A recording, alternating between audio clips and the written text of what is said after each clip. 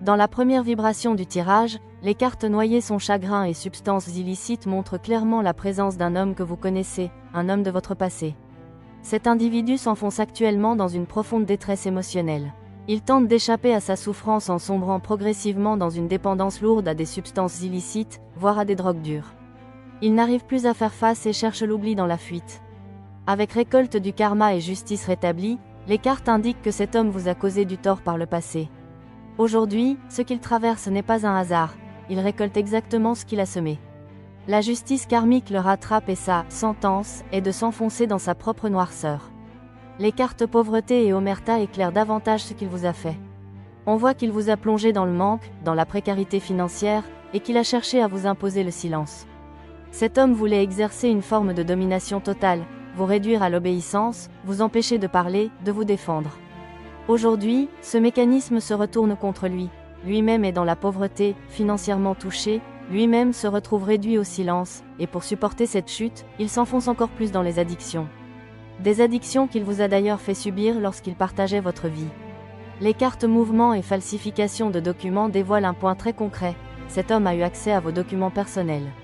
Il a pu photocopier, détourner, ou même pirater administrativement certains réseaux pour mettre la main dessus.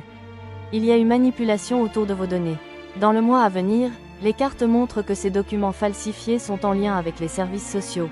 Faux procès, faux témoignages, fausses déclarations. On voit une intention claire de vous nuire administrativement. Avec départ et drame familial, les cartes révèlent une tentative beaucoup plus grave. Cet homme a essayé de vous faire retirer vos enfants, de provoquer un placement abusif. Pour cela, il a pu laisser entendre que vous consommiez vous-même des substances illicites, pour vous décrédibiliser. Les cartes administration et vol de données confirment qu'il y a eu piratage ou manipulation au sein même de l'administration concernée. On voit une magouille, des données touchées, modifiées ou utilisées de façon malhonnête. Avec pauvreté et omerta, le tirage montre aussi que vous n'aviez probablement pas les ressources financières pour vous défendre à la hauteur de l'attaque, par exemple embaucher un avocat coûteux. Il a tenté de profiter de cette fragilité pour vous réduire totalement au silence. Les cartes hommes et obsessionnels révèlent la nature véritable de cet individu. C'est un homme de votre passé.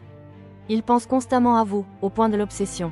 Et enfin, avec amour tendre et malédiction, l'oracle dévoile l'aspect occulte de la situation.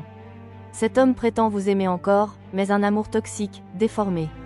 Il a lancé des travaux, des sorts d'amour, des rituels de retour affectif, pour tenter de vous récupérer, pour forcer un lien. On voit un attachement malsain, obsessionnel, mêlé à des manipulations énergétiques et émotionnelles. Dans cette seconde lecture, les cartes fatalité et acharnement sur la victime exposent une vérité lourde. Cette personne s'est acharnée, sans relâche, à provoquer votre chute. Elle a multiplié les tentatives, cherché votre perte, essayant encore et encore par divers moyens de vous atteindre. Avec les cartes réceptifs et intimidation, le tirage révèle que cette personne savait que vous étiez consciente, lucide, éveillée, capable de percevoir ses intentions. Elle a compris que vous n'aviez pas peur, que rien ne vous déstabilisait vraiment. Alors, elle a tenté de passer à un niveau supérieur, l'intimidation, à travers des menaces qui ont pu aller très loin. Les cartes traîtrise et mutilation montrent qu'on dépasse le simple conflit. Il y a eu une véritable volonté de vous blesser, psychologiquement ou même physiquement. Cette personne vous a trahi sous toutes les formes imaginables. Trahison juridique, trahison morale, trahison affective, trahison par infidélité, trahison énergétique ou spirituelle.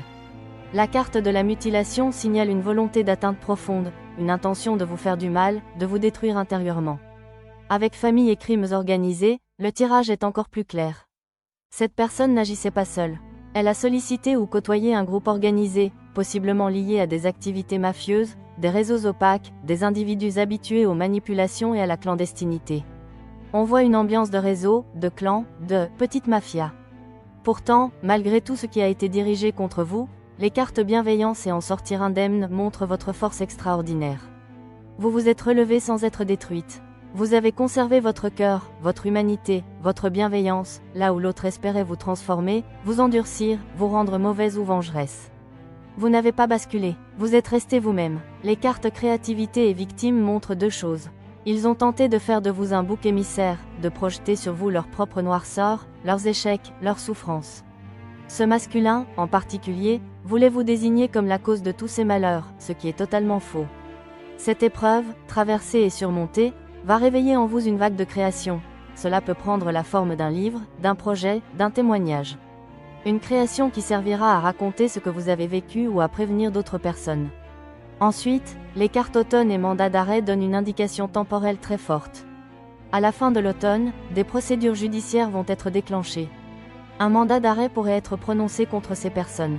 Avec enfermement et arrestation, on voit clairement que des membres du groupe risquent d'être arrêtés physiquement. Les menottes au poignet annoncent des peines de prison, des condamnations réelles. Les cartes étrangers et trafic international révèlent qu'une partie du réseau est à l'étranger, liée à des activités transnationales ou tentaculaires. Certaines de ces personnes sont probablement déjà dans le viseur d'Interpol et feront l'objet de procédures internationales. Enfin, la personne principale concernée par le tirage, ce masculin, sera elle aussi inquiétée par la justice. Elle risque un mandat d'arrêt, des poursuites, des problèmes judiciaires sérieux. Cette deuxième lecture confirme alors que la roue tourne, la justice se met en place, et les masques tombent. Dans cette troisième lecture, les cartes confession et poursuite dévoilent une vérité que cette personne a fini par avouer à d'autres. Elle reconnaît vous poursuivre mentalement, continuer à penser à vous de manière obsessionnelle, et admet vous avoir réellement poursuivi, surveillé, traqué psychologiquement. Elle avoue également ses travers narcissiques, sa personnalité égotique, son besoin de contrôle. Avec les cartes rencontre et main dans la main, on découvre que, dès votre première rencontre, cette personne avait des intentions cachées. Elle ne vous a jamais abordé innocemment. Au moment où elle vous a rencontré, elle travaillait déjà avec ce groupe, repérant des personnes vulnérables, ciblant ses proies. Votre arrivée dans sa vie n'était pas un hasard, c'était une stratégie.